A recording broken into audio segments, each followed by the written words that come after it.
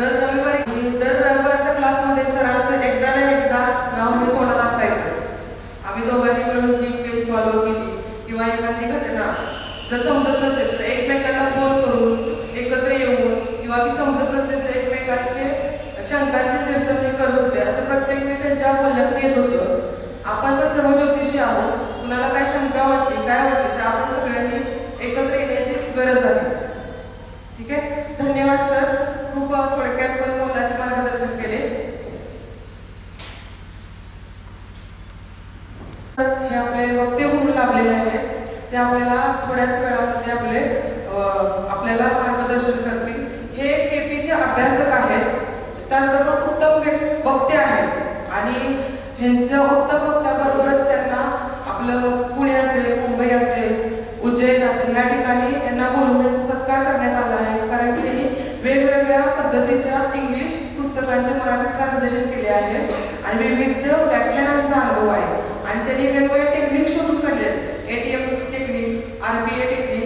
ह्या टेक्निक आपल्या नाव ऐकलं की काहीतरी वेगळ्या नवीन पद्धतीचे वाटतील, पण सरांच्या मार्गदर्शनाबरोबर सरांना हेही मार्गदर्शन करा सर की आपण ह्या टेक्निक शोधून काढल्या आणि त्याचा थोडक्यात अर्थ म्हणजे आम्हालाही समजेल. मी सरांना आमंत्रित करते. सर्वप्रथम माननीय इनामदार गुरुजींच्या द्वितीय स्मृतिदिनाप्रित्यर्थ आमचे मित्र सुबोध यांनी जो विद्यार्थी मेळावा आयोजित केलेला आहे त्या विद्यार्थी मेळाव्याच्या अनुषंगानं पहिलं व्याख्यान देण्याकरिता मला आमंत्रित केलं, त्याकरता संयोजकांचे मी आभार मानतो. मित्र, माझ्याबद्दल आता सांगण्यात आलं. मी तुम्हाला ATM ॲस्ट्रॉलॉजी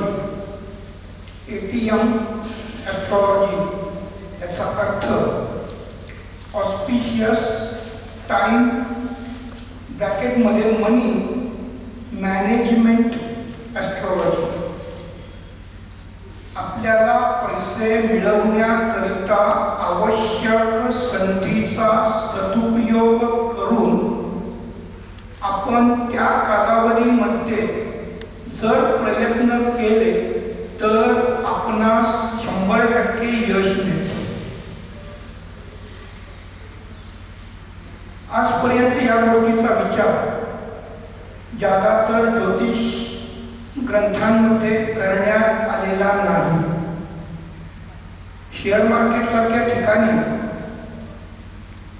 3 ते 4 मिनिटांमध्ये लाखो करोडो रुपयाचा चुराडा होतो. पत्रिकेमधले सगळे योग चांगले असताना सुद्धा लग्न जमत नाही. सगळे ग्रह कार्यश असताना सगळे नियम योग्य प्रकारे फॉलो करून सुद्धा विवाह जमत नाही. 2, 6, 10, 11 नोकरी व्यवसायाकरिता सर्व नियम आणि सर्व ग्रहस्थिती गोचरीसह योग्य असताना सुद्धा नोकरी लागत नाही.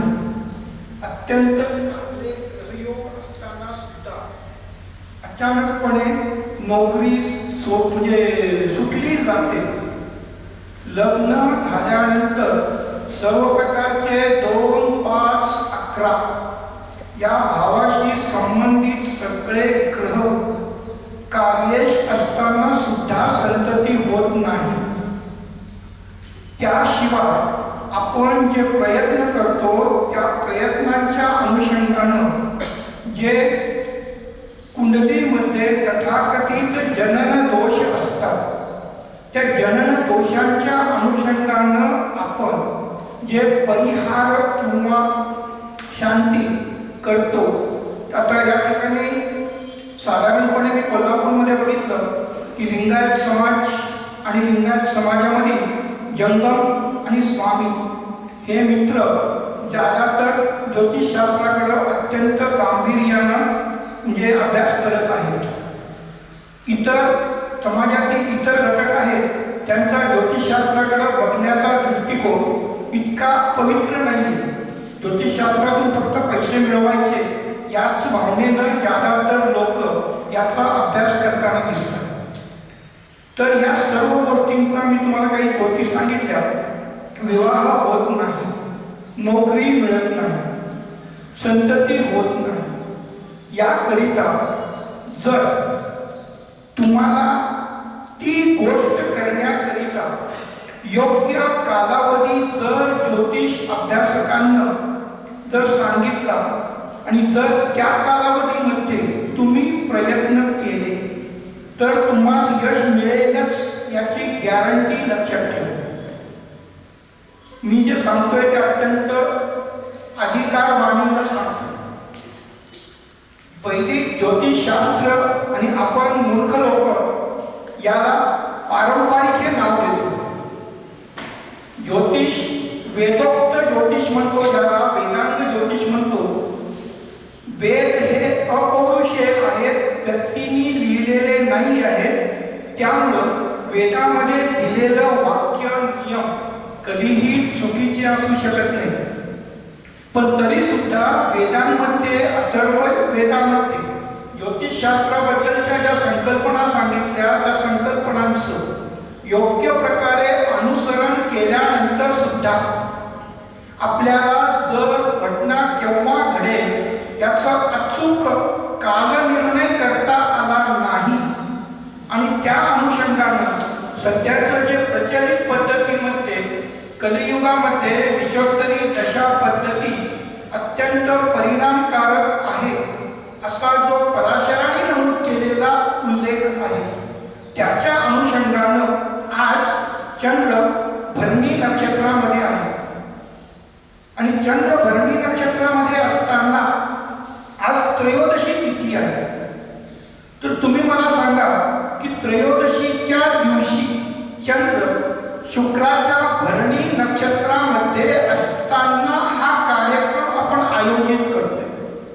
त्याचं काहीतरी या ज्यांच्या आपण स्मृतिदिन प्रतिभे करतो, प्रसंग साजरा करतो किंवा त्यांना आपण श्रद्धांजली अर्पण करतो, त्यांच्या जीवनाशी काही ना काहीतरी मृत्यूनंतर त्यांचा काही संबंध असेल की नाही? नक्कीच असतो. तर आता मी तुम्हाला सांगितलं की चंद्र शुक्राच्या नक्षत्रामध्ये आहे आणि शुक्राची दशा असते 20 वर्षाची. यातला एक नियम लक्षात ठेवा की चंद्र कोणत्याही नक्षत्रामध्ये 20 तासापासून 27 तासापर्यंत राहतो.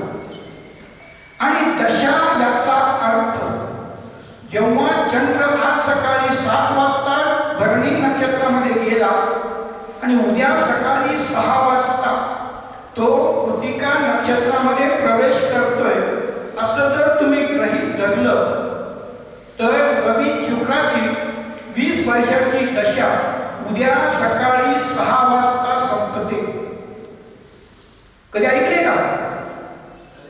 पण जर आपण आज ज्याचा जन्म झाला, आज आपण प्रश्नकुंडली मांडली तर आपण शुक्राची दशा ही आज 25 मे 2020 पासून ते 25 मे 2045 पर्यंत चालू आहे असं गृहीत धरून जेव्हा आपण भविष्यकथन करण्याचा प्रयत्न करतो त्यामध्ये अनेक विसंगती निर्माण होतात. दशा याचा अर्थ चंद्र ज्या नक्षत्रामध्ये जेवढ्या कालावधीकरिता असतो तो कालावधी म्हणजेच दशा. याचं उदाहरण जर तुम्हाला बघायचं असेल तर जन्मकुंडलीनुसार कालनिर्णय करताना तुमच्या जीवनामध्ये प्रत्येक गोष्ट ती तुमच्या जन्मकुंडलीशी मॅच झाली पाहिजे असं अपेक्षित आहे. पण अनेक घटना मॅच होत नाहीत.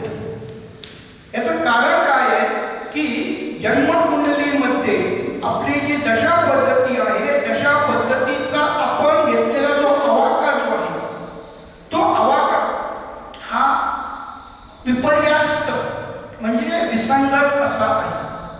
त्याचबरोबर लग्न एका नक्षत्रामध्ये साधारणपणे 44 मिनिटापासून ते 59 मिनिटापर्यंत चालू राहतं. एक लग्न, कोणतंही लग्न घ्या, जे 2 तासाचं जे लग्न असतं साधारणपणे त्यामध्ये जे नक्षत्र असतं ते नक्षत्र 44 मिनिटापासून ते 59 मिनिटापर्यंत चालू राहतं. मग जर मेष लग्नामध्ये शुक्राचं नक्षत्र म्हणजे भरणी नक्षत्र लग्नामध्ये जर उदित होत असेल आणि तो जर कालावधी 45 मिनिटाचा असेल तर तुमची शुक्राची 20 वर्षाची दशा 45 मिनिटांमध्ये समाप्त होते. या गोष्टीचा आपण कधी विचार करणार की नाही. मुहूर्तामध्ये आपण चंद्राचं तिथीबळ बघतो. चंद्र कोणत्या नक्षत्रात पंचांग जे आपलं आहे तिथी नक्षत्र योग करण वाराचा संबंध नाही.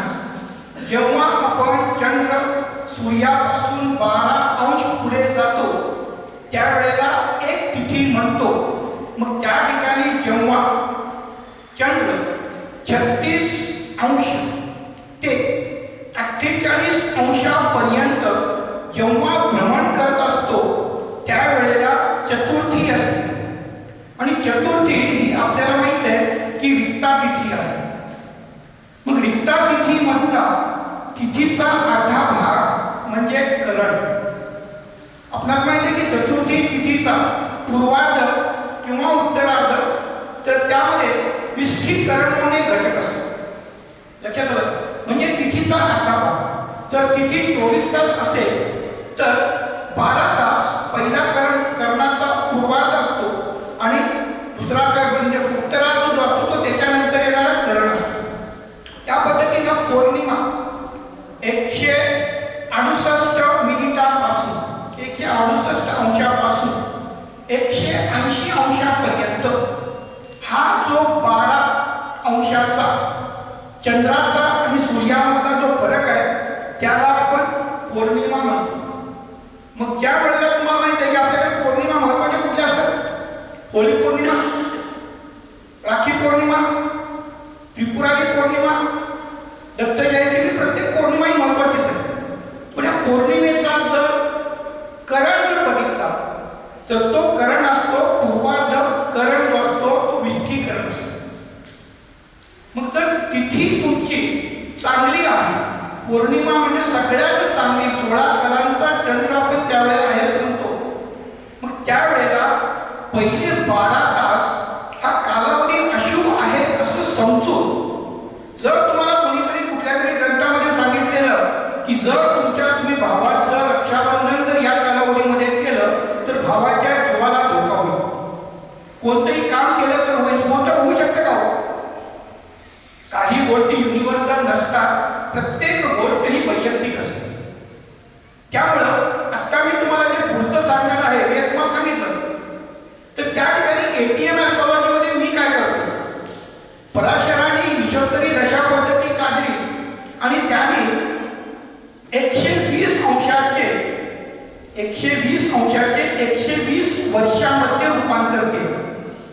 तुमचा जो जन्मचंद्र आहे त्या जन्मचंद्र जर तुमचा माझा समजा राहूचं स्वाती नक्षत्र आहे आणि तो 6 डिग्री 40 मिनिटावरती जर आहे तर माझी 120 वर्षाची दशा माझ्या जन्मचंद्र नक्षत्रापासून पुढे येणारी जी 9 नक्षत्र आहेत तिथपर्यंत मर्यादित असते.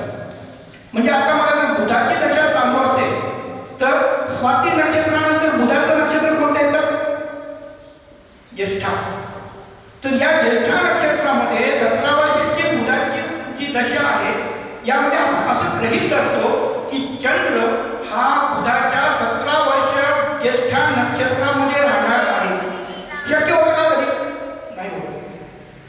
त्यामुळे पहिली गोष्ट लक्षात घ्या की चंद्राच्या अनुषंगानं दशा पद्धतीचा निर्माण केल्यानंतर एखादा ग्रह 6 किंवा 8 किंवा 12व्या भावाचा अधिपती असेल आणि त्या ग्रहाची दशा चालू झाली म्हणजे तो ग्रह तुम्हाला 6 किंवा 8 किंवा 12 या भावाची बढत देईल असं गृहीत धरणं. म्हणजे तुम्हाला सांगतो की तुम्ही चांगला कालावधी सोडून देता 2027 2029 पर्यंत तुझं लग्न होणार नाही. कारण तुझा शुक्र जो आहे तो षष्ठेश आहे. शुक्र जो आहे शुक्र षष्ठामध्ये बसलेला आहे. अशा पद्धतीनं जर आपण भविष्यकथन करायला लागलो आणि आपला शब्द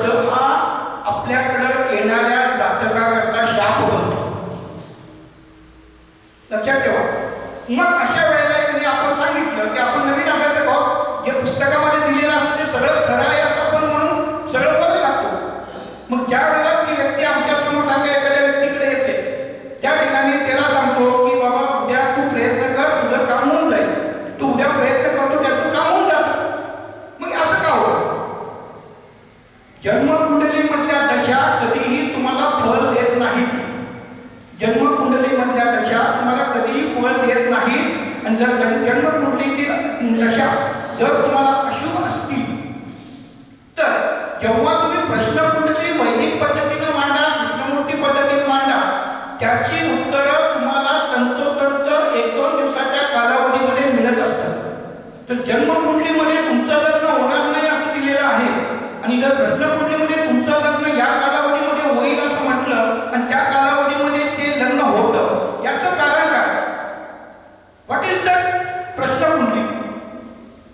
प्रश्नकुंडली ही त्या दिवसाचं गोचर आहे. प्रश्नकुंडली जी आहे ती त्या दिवसाचं गोचर आहे. आज तुम्ही मला सांगा, मला आत्ता बुधाची दशा चालू आहे, माझ्या जीवनामध्ये राहूची दशा संपली, गुरुची दशा संपली, शनीची दशा संपली. मी जेव्हा एखादा प्रश्न माझ्या स्वतःकरिता स्वाती नक्षत्रामध्ये किंवा विशाखा नक्षत्रामध्ये किंवा अनुराधा नक्षत्रामध्ये मी जर एखादा प्रश्न केव्हा तरी बघितला, त्या प्रश्नकुंडलीची दशा कुठली असेल? ती असेल राहूची दशा, गुरुची दशा, शनीची दशा असेल. बरोबर आहे? मग माझी जर दशा होऊन गेलेली आहे, ती दशा परत मला माझ्या आयुष्यात कधी येणार नाहीये. 120 वर्षाच्या दशामध्ये राहूची 18 वर्ष, गुरुची 16 वर्ष आणि शनीची 19 वर्ष, या पद्धतीनं जो दशा कालावधी निघून गेलेला तो परत माझ्या याच्यात येणार नाही. मग प्रश्नकुंडलीमध्ये जेव्हा मी स्वाती नक्षत्रावरती एखादा प्रश्न बघतो, त्यावेळेला पुन्हा मला राहूची दशा चालू होते. मग या ठिकाणी तुम्हाला दशा पद्धतीतला फोलपणा जो आहे तो तुमच्या समोर येतो. म्हणून तुमच्या जन्मकुंडलीमध्ये, आणि सगळ्यात महत्त्वाची गोष्ट, एक चुकीचं इंटरप्रिटेशन सगळीकडे ऐकायला मिळतं की तुमच्या जन्मकुंडलीमध्ये जर नसेल तर आयुष्यात काही घडणार नाही. पण मुळात जन्मकुंडली हे तुमचा चंद्र तर 10 मिनिटांमध्ये 15 मिनिटांमध्ये एक नवांश जर बदलत असेल आणि त्यानुसार जर तुमची वेळच चुकीची असेल तर जी कुंडली तुमच्या समोर येते ती कुंडली बरोबर आहे असं समजून लोकांना शाप द्यायचे का? आता मी माझ्या फेसबुकवरती आणि सुबोधला मी आत्ताच या कार्यक्रमाचं मी लोकेशनचं मी GPS लोकेशन पाठवलेलं आहे. तर या ठिकाणी त्याचं जे अक्षांश आणि रेखांश आहे ते डिग्री मिनिट सेकंदापर्यंत आहे. मग जर आपण कुंडली मांडताना कोकरूडमध्ये मी आहे, माझा जन्म कोकरूडमध्ये झाला, बांबवड्यामध्ये झाला किंवा चांदोलीमध्ये झाला, पण चांदोली गाव माझ्या मॅपमध्ये येत नाही. मी काय करतो, जवळचं गाव म्हणून 32 शिराळा आणि त्याचे अक्षांश आणि रेखांश. अनेक सॉफ्टवेअरमध्ये अक्षांश आणि रेखांश हे राऊंड अप असतात, डिग्री आणि मिनिटमध्ये असतात. तुम्हाला सर्वांना आपण ज्योतिष अभ्यासकात लग्न जसं बदलतं, लग्नबिंदू जसा बदलतो, म्हणजे लग्नाची जागा अक्षांश जसे बदलतात त्या पद्धतीनं तुमचा सूर्योदय बदलतो. बरोबर आहे की नाही? मग जर सूर्योदय तुमच्या जन्म जर एखाद्या हॉस्पिटलमध्ये झालेला असेल तर तुम्ही त्या गावाच्या जे काही आपलं पूर्वी इंग्रजांच्या कालावधीमध्ये पोस्ट ऑफिस, रेल्वे स्टेशन, तहसीलदार कार्यालय जे असायचं त्याला 0 किलोमीटर्स म्हणायचे. लक्षात आलं? आणि मग त्याचे अक्षांश आणि रेखांश इंग्रजांनी काढून ठेवले होते. आणि आपल्या सगळ्या सॉफ्टवेअरमध्ये जे अक्षांश आणि रेखांश मिळतात ते तुमचे एकतर रेल्वे स्टेशनचे असतात, SD स्टँडचे असतात, तहसीलदार कार्यालयाचे असतात किंवा जिल्हाधिकारी कार्यालयाचे असतात. मग त्या ठिकाणी ते अक्षांश आणि रेखांश जर तुम्ही गृहीत धरून जर कुंडली काढली तर तुमचा लग्नबिंदू आणि तो लग्नबिंदू निश्चित केल्यानंतर दुसऱ्या भावापासून 12व्या भावापर्यंत येणारे भावारंभ एक असतील का? नाही. मग आता जर वेदामध्ये सांगितलेलं आहे की तुमच्या जन्म अशाच वेळेला होतो की ज्या वेळेची सध्याची ग्रहस्थिती तुम्हाला या जीवनामध्ये ज्या गोष्टी घडणार आहेत त्याची तुम्हाला दिग्दर्शन करते. मग ग्रह तर अनेक ग्रह आणि पर्टिक्युलरली लग्न 10 सेकंदामध्ये लग्नाची प्राणदशा बदलते. 10 सेकंदामध्ये लग्नाची प्राणदशा बदलते. याचा अर्थ पराशराने जेव्हा पद्धती काढली, दशा पद्धती काढली, विषोत्तरी दशा पद्धती, त्याने एक वाक्य सांगितलं होतं, एका नक्षत्रामध्ये 9 अंतर्दशा, एका दशेमध्ये 9 अंतर्दशा, 81 विदशा, 729 सूक्ष्म दशा आणि 6,351 इतक्या प्राणदशा असतात. मग जर तुमचा लग्नबिंदू जर तुम्हाला माहीत नसेल, जो तुम्ही ग्रहित धरताय त्या पद्धतीने जर कुंडली मांडली तर त्या ठिकाणी काय काय घडेल ते तुम्ही बघा. दुसरी एक गोष्ट, लग्नबिंदू मी आता सगळ्या सर्वांसाठी आपण सजग म्हणजे जाणते आणि जबाबदार ज्योतिष अभ्यासक आहात. सुरुवातीला पहिल्यांदा मी आता एक पोस्ट सुरुवातीला मी शेअर केलेली आहे, सुरुवात तुम्हाला मी शेअर करते. GPS-coordinates.org म्हणून एक वेबसाईट आहे आणि तो तुमच्या गुगल प्लेवरती सुद्धा उपलब्ध आहे. तो जर ॲप तुम्ही डाउनलोड केला तर तुम्ही ज्या ठिकाणी बसलेले आहात त्या जागेचं अक्षांश आणि रेखांश डिग्री मिनिट सेकंदापर्यंत मिळतात. आणि ते अक्षांश आणि रेखांश तुम्ही जेव्हा तुमच्याकडे सॉफ्टवेअर असेल, तुमचा जे ओरली प्रश्न करण्याकरता किंवा तुम्ही ज्यावेळेला कुंडली ओपन करता त्यावेळेला ती जागा त्या सॉफ्टवेअरमध्ये सेव्ह करून ठेवा. तुम्हाला तुमच्या जागेचे अचूक लग्नबिंदूसह 1 ते 12 भावाचे संपूर्ण ग्रह आणि भाव तुमच्या समोर येते. आता सर्वात महत्त्वाची गोष्ट ATM ॲस्ट्रॉलॉजी. मला लग्न माझं होत नाही, तथाकथित पद्धतीप्रमाणे माझा कोणता सप्तम स्थान, धनस्थान आणि लाभस्थान याचा संबंध धनस्थान, लाभस्थान आणि याच्याशी येतच नाही. म्हणजे म्हणजे आपण म्हणतो की कार्यच नाही. मग जेव्हा दुसऱ्या स्थानाचा अंतर्दशा स्वामी, दुसऱ्या स्थानाचा अंतर्दशा स्वामी, 7व्या स्थानाचा अंतर्दशा स्वामी आणि 11व्या स्थानाचा अंतर्दशा स्वामी, हे जे 3 ग्रह आहेत त्या गोचरीनं जर तुम्ही बघितलं, कोणताही ग्रह, सप्तमाचा अंतर्दशा स्वामी गुरु आहे, धनस्थानाचा अंतर्दशा स्वामी शनी आहे आणि लाभस्थानाचा अंतर्दशा स्वामी बुध आहे. जेव्हा जेव्हा कोणताही ग्रह गुरुच्या नक्षत्रामध्ये जेव्हा प्रवेश करेल गोचरीनं, त्यावेळेला गुरुच्या नक्षत्रामध्ये गुरुची अंतर्दशा संपल्यानंतर कुणाची अंतर्दशा येते? शनीची येते. आणि शनीच्या अंतर्दशेमध्ये शनीची विदशा संपल्यानंतर बुधाची विदशा येते. हा जो कालावधी आहे, कोणताही ग्रह गुरुच्या नक्षत्रामध्ये जेव्हा प्रवेश करतो तिथपासून ते शनीची विदशा संपून बुधाची विदशा होईपर्यंतचा जो कालावधी आहे, या कालावधीमध्ये लग्नामध्ये बुध, गुरु किंवा शनी हे जेव्हा लग्नामध्ये जर बुधाचं नक्षत्र असेल, शनीचं नक्षत्र असेल किंवा गुरुचं नक्षत्र असेल, हे जेव्हा उदित होतं त्यावेळेला तुम्ही जर मुलगी प्रत्यक्ष बघण्याचा कार्यक्रम केला, ती मुलगी तुम्हाला होकार देण्याची 99% शक्यता वाढते. नोकरी लागत नाहीये. दुसऱ्या स्थानाचा अंतर्दशा स्वामी, 6व्या स्थानाचा अंतर्दशा स्वामी, 10व्या स्थानाचा अंतर्दशा स्वामी, हेच 3 ग्रह धरा. गुरु, शनी, बुध. गुरुच्या नक्षत्रामध्ये शनीची अंतर्दशा, शनीच्या अंतर्दशेमध्ये बुधाची विदशा. या कालावधी लग्नामध्ये देखील गुरु किंवा शनी किंवा बुध हे जर असेल तर त्या कालावधीमध्ये जर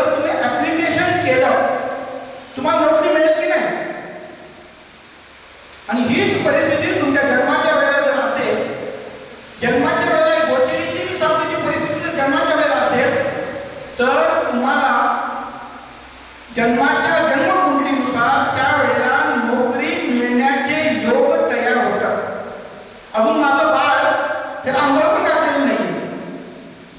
मग त्यावेळेला ते नोकरीचे जे योग आहेत ते योग त्याच्याकरता उपयोगी असतील का? मगाशी सरांनी सांगितलं तुमचा 5 वर्षाचा मुलगा आहे, मेष लग्नामध्ये, मेष लग्न असेल किंवा मीन लग्न असेल किंवा वृषभ लग्न असेल.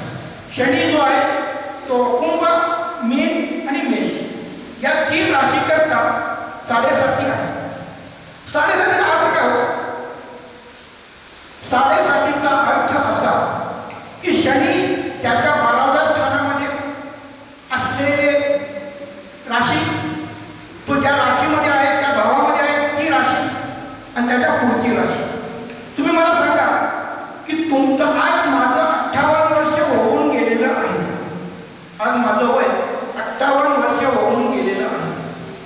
तर मला 58 वर्षापूर्वी म्हणजे माझ्या कुंभ राशीमध्ये जर शनी आहे, मीन राशीमध्ये आहे, तो शनी मीन राशीमध्ये आहे, चतुर्थ स्थानामध्ये आहे आणि कुंभ राशीतला शनी ज्यावेळी तृतीय स्थानात होता तो म्हणजे त्या ठिकाणी मकर, कुंभ आणि मीन. जर मला तुम्ही सांगा की मुळात पराशरांचा सिद्धांत आहे की ग्रह हा त्याच्या नक्षत्र स्वामी प्रमाणे फळ देतो. चंद्राचा नक्षत्र स्वामी हा दशास्वामी बनतो. तर जरी शनी ज्या स्थानामध्ये बसलेला आहे, आता तुम्ही मला फक्त एकच सगळ्याने ना ओपनली सांगायचं, शनीच्या राशीमध्ये शनीचं नक्षत्र आहे का? शनीच्या राशीमध्ये शनीचं नक्षत्र आहे का? मकर किंवा कुंभ राशीमध्ये शनीचं नक्षत्र आहे का? आहे का? मंगळाच्या राशीमध्ये मंगळाचं नक्षत्र आहे का? शुक्राच्या राशीमध्ये शुक्राचं नक्षत्र आहे का? बुधाच्या राशीमध्ये बुधाचं नक्षत्र नाही आहे. चंद्राच्या राशीमध्ये देखील चंद्राचं नक्षत्र नाही आहे. रवीच्या राशीमध्ये पूर्वा फाल्गुनी नक्षत्राचा, उत्तरा फाल्गुनी नक्षत्राचा एक चरण फक्त रवीच्या राशीमध्ये असतो. पण 15 ऑगस्टला सूर्य जेव्हा सिंह राशीमध्ये प्रवेश करतो तो पहिल्यांदा जातो केतूच्या नक्षत्रामध्ये. म्हणजे 15 तारीख ते 28 तारखेपर्यंत सूर्य स्वतःच्या राशीमध्ये असून सुद्धा तो केतूची फळ देतो. तिथून पुढे 29 तारखेपासून ते 12 सप्टेंबर पर्यंत तो शुक्राच्या पूर्वा फाल्गुनी नक्षत्रात असतो. त्यावेळी तो सूर्य स्वतःच्या राशीमध्ये असतो पण तो कुणाची फळ देतो? शुक्राची फळ देतो. 12 ते 13 सप्टेंबर पासून 16 सप्टेंबर पर्यंत सूर्य स्वतःच्या राशीमध्ये स्वतःच्या नक्षत्रामध्ये असतो. लक्षात आलं? पण पराशरांनी एक वाक्य सांगितलं होतं की प्रत्येक ग्रह आपल्या अंतर्दशेमध्येच फळ देतो. जेव्हा सूर्य किंवा कोणताही ग्रह ज्या नक्षत्रात असतो त्या नक्षत्राचा स्वामी हा दशास्वामी बनतो. जर रवी आपल्या राशीमध्ये आपल्या नक्षत्रामध्ये आहे आणि रवीची अंतर्दशा जी असते ती 40 मिनिटाची असते आणि या पद्धतीने जेव्हा तुम्ही बघता जर रवी आज रात्री 12 वाजता स्वतःच्या उत्तरा फाल्गुनी नक्षत्रामध्ये प्रवेश करतो 26 डिग्री 40 मिनिट सिंह राशी, तर तिथून 16 तासाच्या नंतर सूर्याची दशा असते पण अंतर्दशा संपून जाते. म्हणजे रात्री 12 वाजता सूर्य स्वतःच्या नक्षत्रात गेला पण तिथून पुढं 13 दिवस तो स्वतःच्या नक्षत्रात राहणार आहे पण तो 16 तासानंतर तुम्हाला कोणतंही फळ देऊ शकणार नाही. ओके, तर त्या पद्धतीनं हे जे मूळ पराशरांचं मूळ विज्ञान आहे, सध्या पराशरांनी जे सांगितलेले नियम आहेत ते 100% बरोबर आहेत. पण ते चंद्राच्या बरोबर आपण लावून करतो त्याचा विचार न करता लग्न बिंदूची जे दशा, अंतर्दशा, विदशा, सूक्ष्मदशा आणि प्रागदशा हे जर तुम्ही कॅल्क्युलेशन करून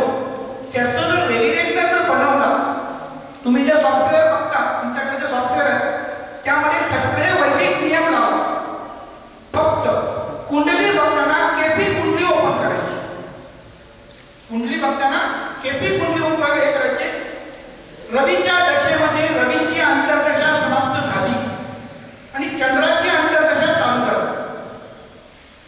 27 डिग्री 20 मिनिटापासून ते 28 डिग्री 26 मिनिट 40 सेकंदापर्यंत उत्तरा फाल्गुनी सिंह राशीमध्ये रवीच्या राशीमध्ये रवी आहे. उत्तरा फाल्गुनी नक्षत्रामध्ये रवी आहे, स्वतःच्या नक्षत्रामध्ये रवी आहे. पण म्हणजे रवी स्वतःच्या दशेमध्ये आहे, पण रवीची अंतर्दशा संपून चंद्राची अंतर्दशा चालू झालेली आहे. रवी तुम्हाला कधीही स्वतःची फळं देऊ शकत नाही. मग ज्या पद्धतीने साडेसातीबद्दल जे बोललं जातं, जर शनी जो आहे तो शनी आज मीन राशीमध्ये 3 डिग्री 20 मिनिटाच्या पुढे गेलेला आहे. याचा अर्थ काय? शनी आता बुधाच्या नक्षत्रामध्ये आहे.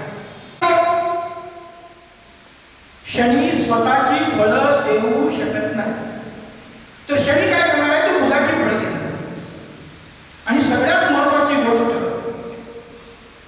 ग्रह आणि राशी स्वामी, दशा स्वामी, अंतर्दशा स्वामी हे ग्रह नाही आहेत.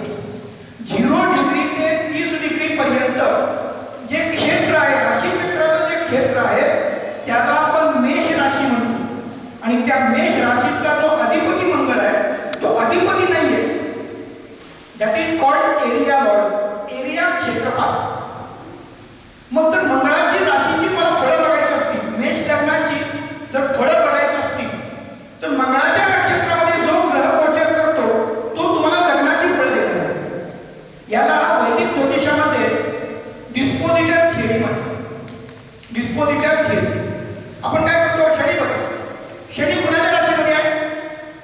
शनी आता कुणाच्या राशीमध्ये? मीन राशीमध्ये. मीन राशीला अधिपती गुरु कुठे आहे? तो वृषभ राशीमध्ये आहे. तर शनी स्वतःची फळं देईल का? शनी स्वतःची फळं देऊ शकत नाही. त्याच्यात बरोबर आहे. मग ज्या पद्धतीने या विसंगती आपण अशाच पुढं जर चालवत राहिलो, तर त्या ठिकाणी जो चांगला कालावधी आहे तो अशुभ कालावधी म्हणून जर आपण नाकारत राहिलो आणि 2027 नंतर माझं लग्न होणार आहे म्हणून मी लग्नाच्या वेळेला बाशिंग बांधून बसलो, तर त्या वेळेला नेमका तुमचा जो सप्तम स्थानाचा जो अंतर्दशा स्वामी असतो तो 6व्या स्थानाच्या अंतर्दशा स्वामीच्या नक्षत्रातून जेव्हा गोचर करतो त्यावेळेला विवाहामध्ये व्यत्यय, अडचणी, अडथळे यायला चालू होतो.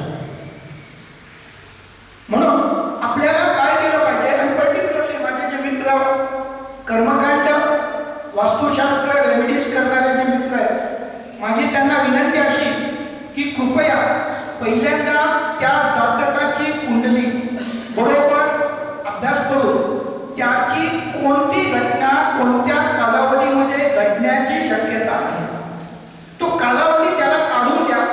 आणि तो जर झाला नाही तर मग रेमेडी सांगा. तुम्हाला सांगतो तुम्ही दिलेला कालावधी कधीही चुकणार नाही.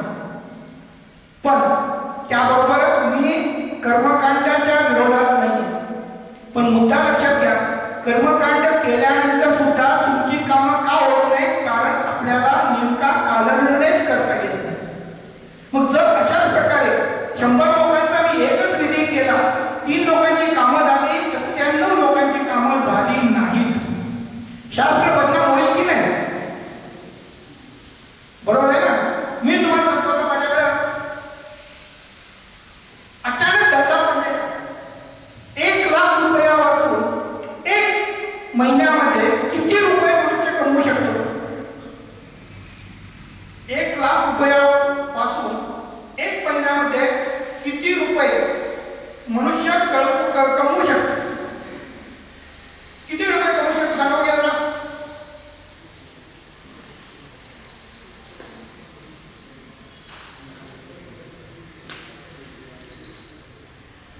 $67,84,000. 2 एप्रिलला मी माझं शेअर मार्केट ट्रेडिंग चालू केलं होतं. 67,84,000 रुपये कालपर्यंत मला मिळाले. मी ज्या वेळेला तुम्हाला एखादा नियम सांगतो त्या नियमाची मी स्वतः प्रचिती घेतलेली असते. नाहीतर लोकांसारखे चांगले ब्रह्मज्ञान आणि आपण स्वतः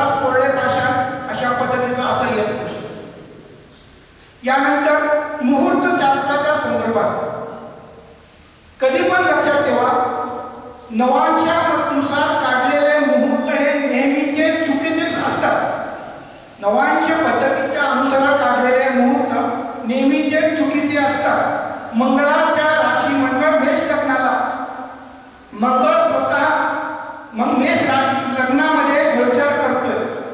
मेष लग्नाला नवांश कोणता येतो? मेष नवांश, बरोबर आहे. मग मंगळाच्या राशीमध्ये पहिलं नक्षत्र कोणाचं आहे? केतूचं. म्हणजे काय करणार आहे मंगळ? कोणाची फळ देणार आहे? केतूची फळ देणार आहे. केतूच्या दशेमध्ये 0 डिग्री ते 46 मिनिट 40 सेकंदापर्यंत केतूची अंतर्दशा असते.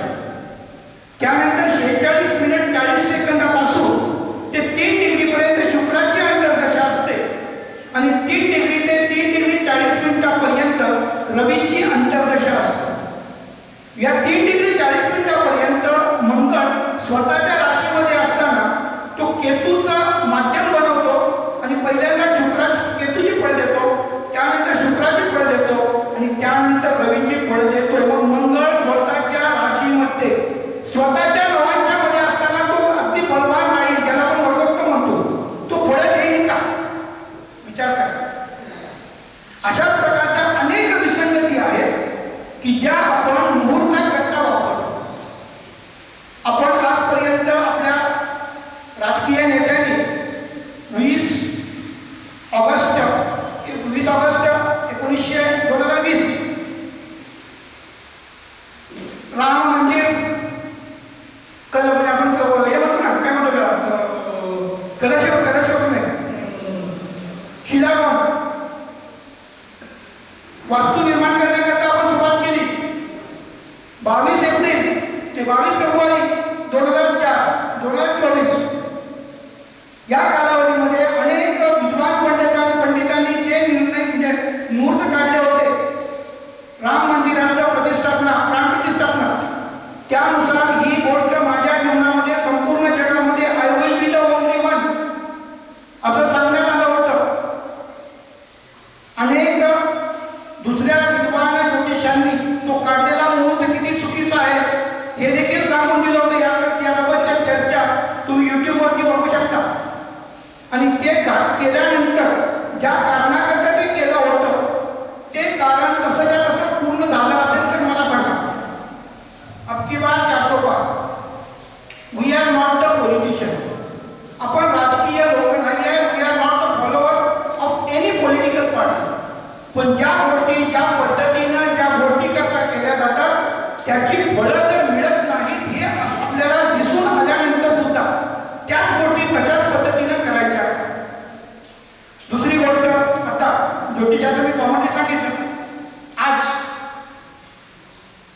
समान सगळं प्रत्येक व्यक्तीला त्याच्या प्रारब्धानुसार 12 राशी 12 भाव 27 नक्षत्र 12 गुणिले 27 इतक्या प्रकारचे योग तुमच्या कुंडलीमध्ये असतात. मग ते योग केव्हा फलद्रूप होतात? जेव्हा ते जे ग्रहयोग आहे, ग्रह त्याचे डिग्री मिनिट सेकंद आहे, त्यापासून कोणताही ग्रह त्या डिग्री मिनिट सेकंदापासून जेव्हा गोचर करतो त्याच वेळेला ते ग्रह कार्यान्वित होतात. जन्मकुंडलीमध्ये तो ग्रह आहे म्हणजे मी पंतप्रधान झालो असं होतं. आणि त्याच्या अनुषंगाने तुम्ही कधीही मुहूर्त काढताना जर तुमच्या कुंडलीमध्ये लग्नाचा अंतर्दशा स्वामी शनी, लग्नाचा अंतर्दशा स्वामी, उदाहरण मी शनी घेतोय, आणि 11व्या स्थानाचा अंतर्दशा स्वामी गुरु आहे.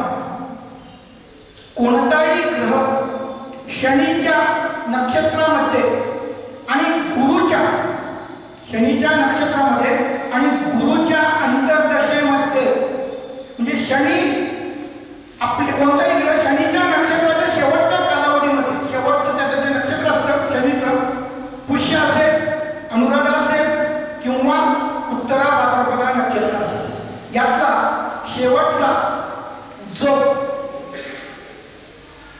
13 डिग्री पासून ते 16 डिग्री 40 मिनिटांपर्यंतचा जो कालावधी आहे, या कालावधीमधून गोचर करताना जर तुम्ही लग्नबिंदू सुद्धा लग्नामध्ये शनीचं नक्षत्र आणि गुरुची अंतर्दशा असताना जर कोणतंही कार्य केलं तर त्यावेळेस गोचर तुम्हाला लग्न स्थान आणि 11वं स्थान याची फळं देतं.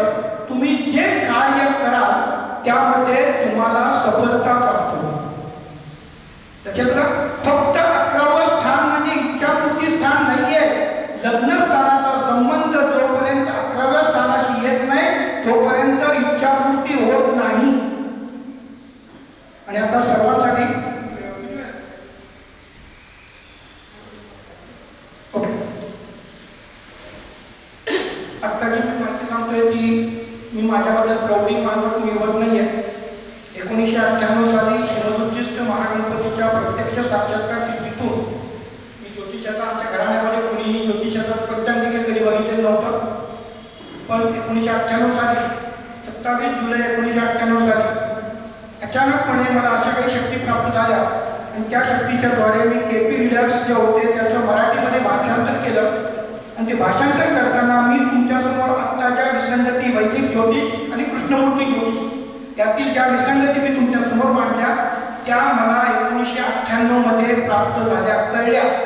आणि याच्याबद्दल मी ज्योतिष पद्धतीचे मराठीचे महाराष्ट्राचे कृष्णमूर्ती ज्यांना म्हणतात श्री सुरेश शास्त्री यांच्याशी सुद्धा चर्चा केली. तर त्यांनी एकच सांगितलं, मी हे पुस्तक 1991 ला काढलेलं आहे. आता तू जे म्हणतो ते जर मी लोकांना सांगायला लागलो तर माझे आजपर्यंत मी लोकांना फसवलं असं होईल, पण तू जे सांगतो ते बरोबर आहे. तर त्यानुसार मी फक्त तुम्हाला एकच सांगतो की कोणाचंही प्रारब्ध कोणालाही बदलता येत नाही. फक्त आपण ते प्रारब्ध घडवण्याकरता कोणत्या वेळी प्रयत्न करायचा हे सांगण्याचं आपलं काम आहे.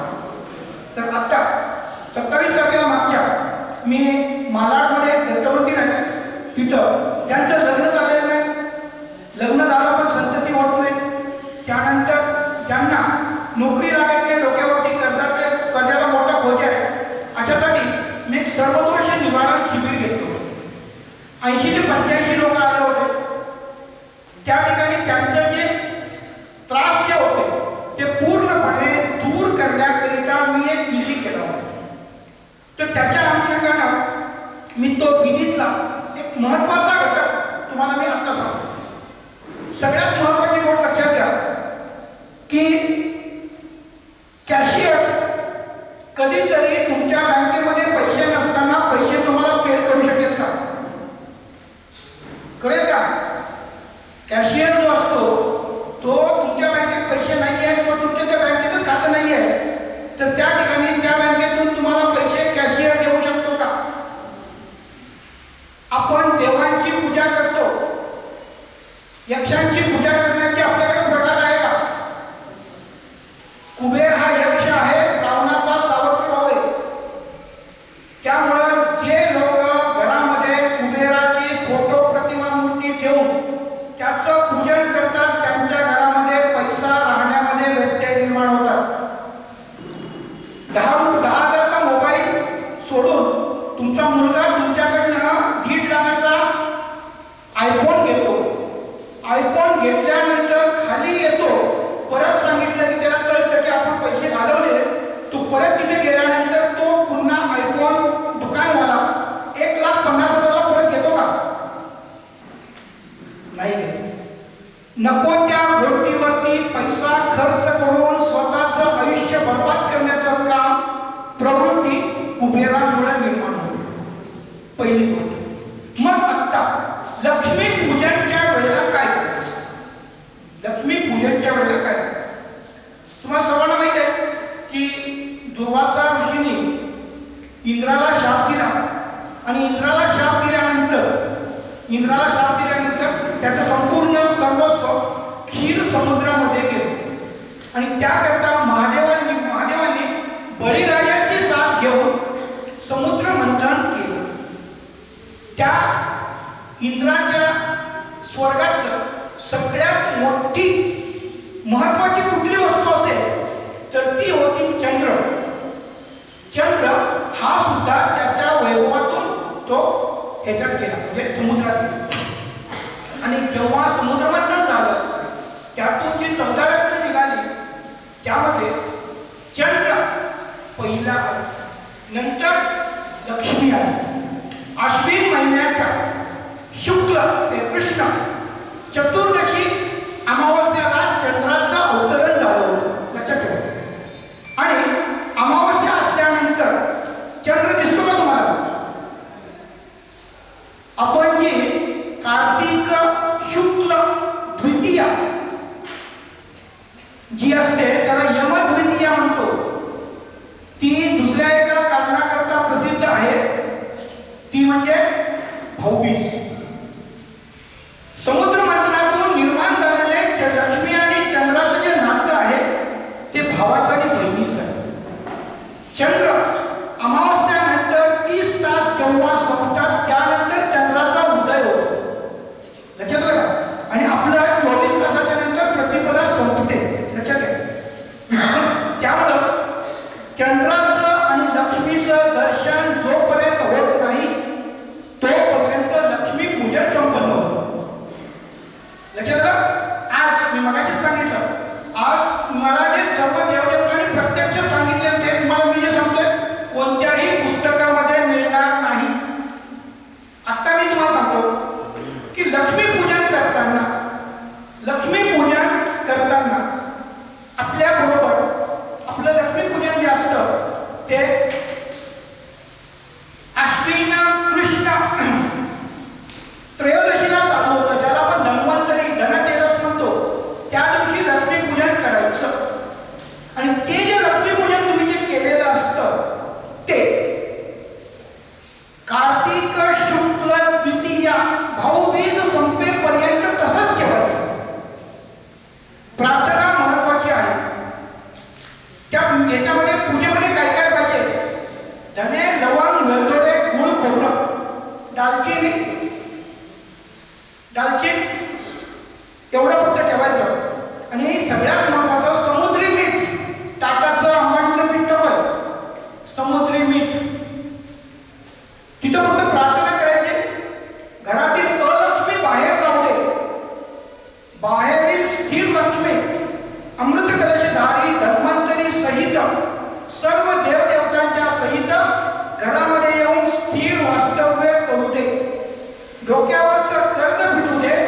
मुलाबाळांचं शिक्षण, आरोग्य, व्यवसाय धंदा, विवाह, वैवाहिक सौख्य, कौटुंबिक सौख्य, संतती सौख्य, सामाजिक प्रतिष्ठा आणि व्यावसायिक प्रगती यातील त्रास, क्लेश, नुकसान, उपद्रव, मानहानी, अप्रतिष्ठा, अपमान, पराभव, लुबाडणूक, फसवणूक हे पूर्णपणे दूर होऊ दे. हे ज्या वेळेला तुम्ही प्रार्थना करता आणि त्यानंतर त्याच मिठातले 2 दाणे घरातून तुंबऱ्यातून बाहेर टाकायचे आणि प्रार्थना तीच प्रार्थना करायची. घरातील अलक्ष्मी बाहेर जाऊ दे, बाहेर स्थिर लक्ष्मी सर्व देवदेवतांच्या जवळ अमृत कलशधारी धन्वंतरी सहित घरामध्ये येऊन स्थिर वास्तव्य करू दे. हा विधी करायला आज त्रयोदशी पूजा करायला चालू करा. त्याचबरोबर सकाळी थोडीशी साखर, शक्यतो खडी साखरेचा एवढा तुकडा घरातून बाहेर टाका. हे सूर्यनारायणा, तुमच्यासारखा सोन्या चांदीचा, हिऱ्या मोत्यांचा, जडजवाहिरांचा प्रकाश आमच्यावर, आमच्या कुटुंबावर, मुलाबाळांच्यावर, व्यवसाय धंद्यावर, घरादारावर, गाडी बंगल्यावर, सोन्या चांदीच्या दागिन्यावर, जमीन जुमल्यावर पडू दे. मुलांचं शिक्षण, आरोग्य, व्यवसाय धंदा मी मगाशी सांगितलं तीच प्रार्थना इथे कंटिन्यू करायची. हा विधी माझ्या सगळ्या माता भगिनी आणि आपण सुद्धा जेव्हा आपण ज्या पूजा करतो, उपासना करतो, ही जर विधी तुम्ही करायला चालू केला, तुमच्या पत्रिकेमध्ये शारीरिक, आर्थिक, मानसिक, बौद्धिक, सामाजिक, कौटुंबिक, व्यावसायिक, विवाह, वैवाहिक सौख्य, कौटुंबिक सौख्य, संतती सौख्य आणि सामाजिक प्रतिष्ठा 12 राशी आहेत, 12 भाव आहेत. हे तुम्ही तुम्हाला शब्द सांगितले ते 12च आहेत.